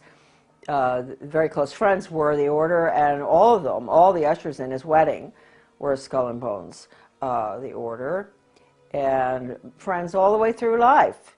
But that had nothing to do with his own personal beliefs and all. He did not. He was not involved in any major political decisions affecting our country or our schools or anything. He was a wonderful mayor of several towns, a very strict constitutionalist, which certainly doesn't go along with what the order stands for. I mean, he would really cause trouble on the board if anybody deviated from the Constitution. So that's just a little bit of a defense of a member of the order, my dad. And as you heard earlier on, before he died, he did say that he would help me if he could, if he had longer, right? So hopefully there are more members who've come to that conclusion, and maybe someday we won't have a problem with the order. I hope that the order doesn't continue causing all of us the problems that it's caused in the past, though, especially in education. Now we're going to get into the books. The books were originally, they'd never published the list of members in book form before. At least that's what my father told me. One day when he was ill, this is the catalog of the membership of living members, volume 1. I think it's around 1978, the date on this. Well, that one's 1977. Let's take a look at this. Oh no, see, this is October 1983. This is what happened. Dad, I was taking care of my father. He was dying of cancer in New Jersey, and my sister and I would rotate, go down there. We didn't want to put him in a nursing home. So one day, it was pretty close to the end of his life, the mail brought these 2 books in the mail, which are, one is this one, Volume 1, The Living Members, the catalog of the living members as of 1983. And this is the catalog of all the members as of May 1977. This is the living and the dead. As of May 1977. So this is really the updated one right here. Anyway, I was opening the mail because my father wasn't well. I was taking care of all the business things and mail correspondence, and these arrived, and so I took them into Dad, and he said, "God," he said, "they're getting pretty fancy up there in New Haven." He said, "What are they doing? Never been in book form before." And that was his little comment. And so I said, "Well, it is, So we, around that time, I was working with Anthony Sutton on something, because I was always very interested in U.S. policy towards the Soviet Union, and he had done such remarkable work, aside from his great book, which came out subsequently on the order, but his work at the Hoover Institute in regard to United States transfer of technology and all sorts of information and money, etc., to the Soviet Union from the time of the Bolshevik Revolution.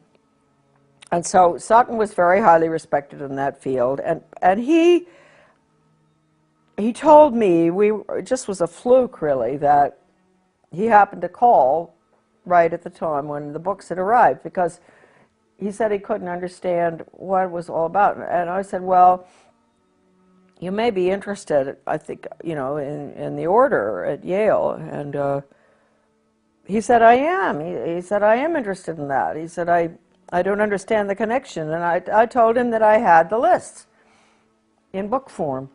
And he said, "You do?" And I said, "Yeah." And he said, "Would you mind lending them to me?" And he said, "I'll get them right back to you, I promise." And I believed him, and I sent them, and he did get them back. And he called me, and he said, "Charlotte, with all the research I've done through the years on U.S. aid to the Soviet Union in every imaginable aspect, once I got these lists copied, he went to a copying place to get it done. He must have done a pretty good job because they're still in good shape. I put them down on the dining room table, and I looked, and all of a sudden, I knew I had found what I was looking for. I had found the names of the people involved in the foreign affairs of the United States, especially in the transfer of secrets and weapons, etc., and nuclear stuff to the Soviet Union, and banking as well as banking. And he said, and he also mentioned Hitler. He said, I saw the movers and the shakers, and it became very clear to me that this one organization was, if not totally responsible, almost completely, really up there in responsibility for American foreign policy and economic policy. And so, and then subsequently, we found out education policy. I didn't know that at that time that Sutton was that deep into doing the research on education. I think he did the best job on education research of anybody I can possibly think of, using, and I'll show you in a minute, the incredible research done by, in the Leipzig Connection by Lance Leone, the Leipzig Connection. I'll show you a picture of that book later. Sutton used that, I used it, and anyway, that is the history of these little black books, which he returned to me, and he was a very great gentleman. He said, I really didn't ask him to keep my name private, but he decided on his own not to let anybody know where he got them from, and evidently when, after my father died, he did, I guess, tell somebody, or maybe he didn't ever tell anybody. I'm not quite sure. I told people. I didn't really care, But I do want to point out right here, at the end of my father's illness, before he died, because he had heard me discussing foreign affairs and education, especially with Phyllis Schlafly, who was putting together the book Child Abuse in the Classroom, which is a great book for parents out there watching if they want to really find out all about truly documented programs that were used in the schools between 1965 and 1985, when we had the Protection of People's Rights Amendment hearings. The documentation is in that book, Child Abuse in the Classroom, which is at AmericanDeception.com. A marvelous book. And Phyllis and I, at this time, when I was taking care of my dad in 1984, were talking on the phone constantly about what was going on with global education, all the horrible values-destroying programs, role-playing, psychodrama, the worst stuff, death education, survival games where the kids have to decide who's going to be allowed in the lifeboat and who isn't, depending on what your category is in life. This stuff, my father was listening from the other room, because we had him downstairs in a room next to the kitchen so that we could take care of him. And so he must have had some, I think I brainwashed him. I think I brainwashed my father at the end of his life, because a week before he died, he looked at me. First of all, I said, did he want to read the New York Times? He was not, he really was at the point where he didn't read much, and I gave it to him, and he just threw it on the floor. He was lying in bed. He threw it on the floor, and he said, if I had more time, I'd help you. So that was really wonderful, that at least I feel at the end of his life, at least he understood his daughter. That was nice to know. He used to say to me, Char, you're a very good writer, but I don't know whether I like what you write about. And I thought, well, that's a compliment from you. You're a good writer, too, and a speaker. He was always a very fine speaker. But I thought, okay, I've come a long ways. He thought I was a good writer, but didn't like what I was writing about or what I was saying. And then finally he said, if he had more time, he'd help me. So you can say that I'm not making excuses for Skull and Bones members, but you could say that a good percentage of each class is really quite innocuous, even though they may still go to the island, you know, where they have the camping and all that, and Dad did that. And even though they may be bound to vote for the Skull and Bones candidate, like my father always voted for Bush, and my mother was a Southern conservative who would vote for Barry Goldwater or make a mistake like I did and vote for Reagan. So their votes always canceled one another out because Dad would have voted Skull and Bones candidate no matter what. Maybe they take a pledge or something, I don't know. Let's go for Dad. Thompson. I think I am even mentioned in this evil little book. Yes, I am. Thompson, 1924. There's Thompson.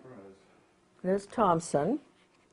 In 1924, and you will see there where he was born and where he went to college, that he was married to my mother, that he was mayor of several towns. He was a very civic-minded person, and everybody loved him. He always got elected.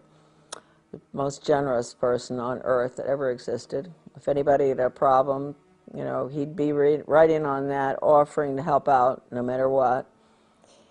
And he was a vestryman at the Episcopal Church, and I don't know what else Dad was, except he was the order at Yale. Anyway, did you get that picture okay? I did. I could even see your name on there. Oh, good. So it says 1924, law retired, born January 3rd, 1903, Johannesburg, South Africa, where he resided, Moseley Road, Far Hills, New Jersey, worked at Appleton, Rice and Perry, New York.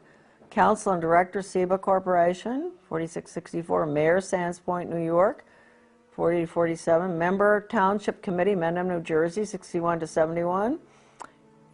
Married June 4, 1927, Charlotte Dyer. And daughter, Victoria Romig, and Charlotte, my goodness, my name is in the Skull and Bones little black book of members. I didn't even know that, huh? Well, good for you, Charlotte. I wonder what they say about me. Oh, they're so all to themselves. They probably don't even know about me. They probably don't even know about Dad anymore. So now we have, oh, this is an interesting one here. Oh, look at all these bushes. Bush, bush, bush, bush, bush, bush. How about it? Let me give you a, there we are, look. Bush, 1948, George Herbert Walker. Well, we're going to, oh, my representative to the UN, chairman of the Republic. This is a good one. George Herbert Walker, born in, you know, he must have graduated in 1948, right? And born 1924 in Milton, Massachusetts, director CIA, Washington, D.C., residence in Washington, and President and Chairman Zapata Offshore Company, 58 to 66, member U.S. Congress, 67-70, U.S. Permanent Rep to the United Nations, Ambassador, 71 to 72, Chairman, Republican National Committee, 73-74, boy, he doesn't give up, does he? Chief U.S. Liaison Office, Peking People's Republic of China, 74-75, Lieutenant, junior grade, U.S. Navy, 42-45, 3 air medals, married January 6 to Barbara, 1945, children, George W., 1968, John E., Neil M., Marvin P., and Dorothy. Yep, okay. Then we have,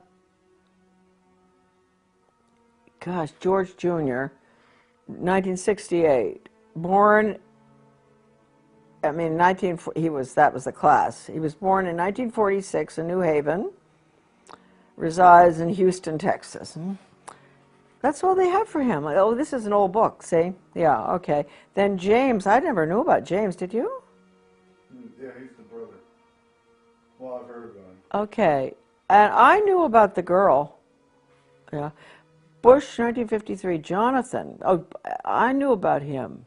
He used to park his car in our garden in Camden before he would go out on sailing trips. Somehow we must have met him. He was very nice, Jonathan. Yeah, he'd be gone for about a month on the island, whatever island, Vinalhaven or one of them, and he would leave his car in our garage or in our parking lot. And he was a rather nice guy. And then we have Prescott in 1917. That's the year for him. That's important. He was born in 1895. Columbus, Ohio. Died in October 8, 1972, New York, New York. Greenwich, Connecticut Republican Town Meeting, 32 to 52, moderator. Yale Corporation, 44 to 58. U.S. Senator from Connecticut, 52 to 63. That was a long time. Formerly partner Brown Brothers Harriman, see, you got all that. And in August 6, 1921, Dorothy Walker married Dorothy Walker, and their children were George, Jonathan, William, and Nancy. Okay, that's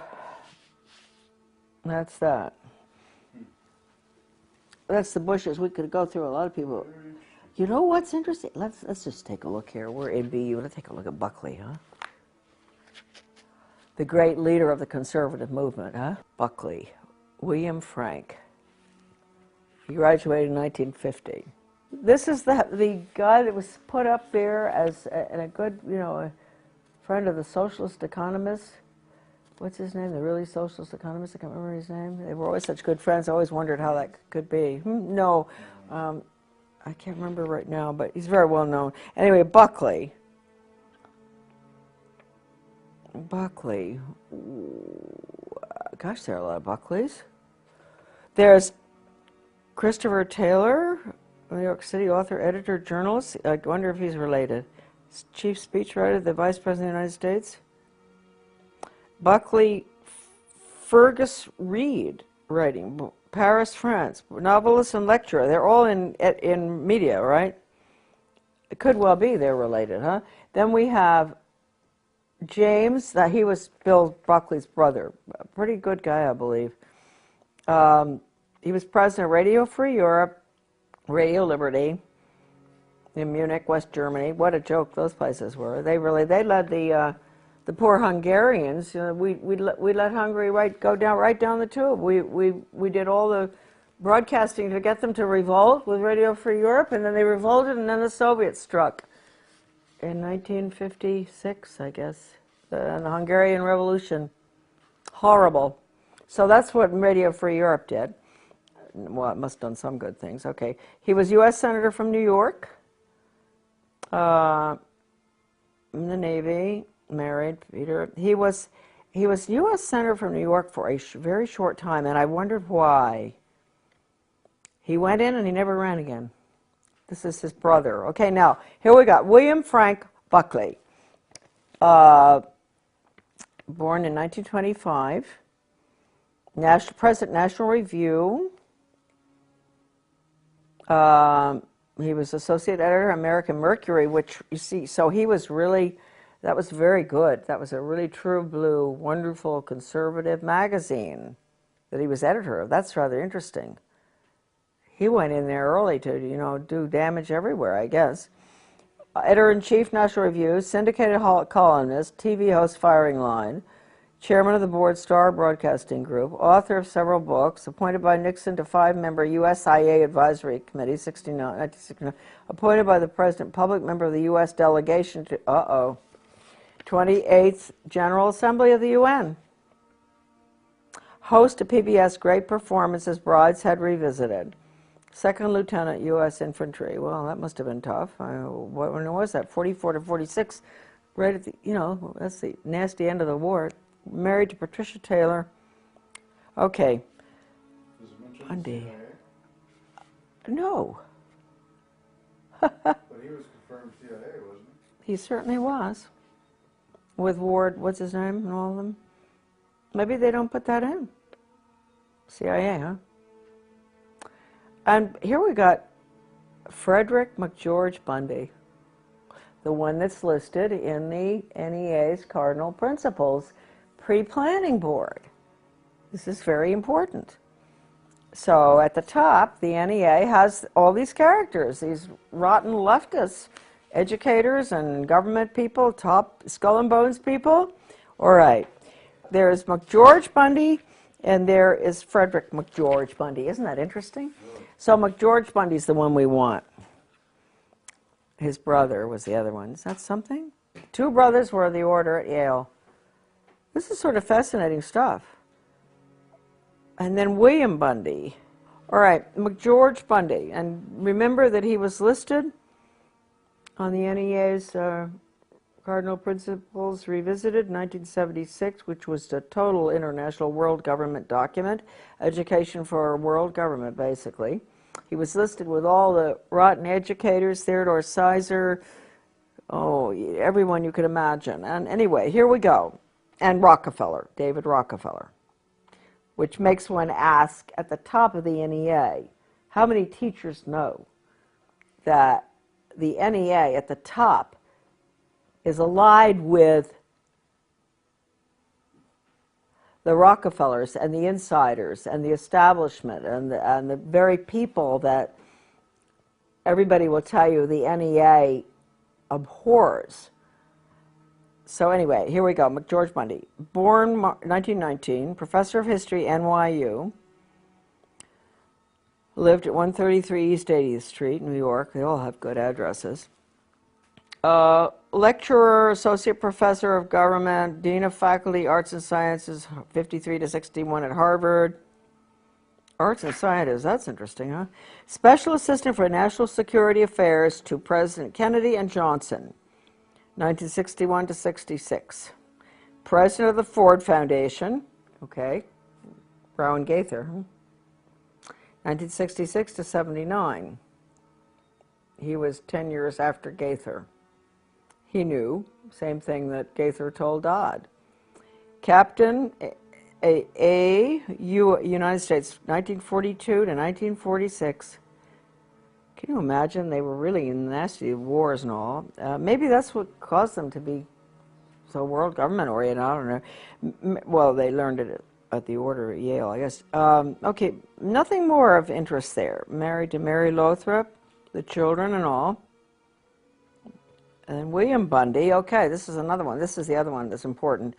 Journalism, this has got to be his brother. Editor, Foreign Affairs, okay, CFR. Yale Corporation, Covington Burling Law Firm, he's a very important one, this one. Columnist, Newsweek. Whoa. Staff Director, President's Commission on National Goals. That was a bad commission. Maureen Heaton covered that in her book. National Goals, all right. Deputy Assistant Secretary of Defense, International Security Affairs. Assistant Secretary of State for East Asian and Pacific Affairs, 64 to 69. Major Army Signal Corps, August 41. They were all in the war. Legion of Merit, British MBE. Married to Mary Atchison. I wonder if that's Dean Atchison's. I don't know. Michael and Christopher. Okay, well, you know, really, these people are something else, aren't they? They are important. They are very important.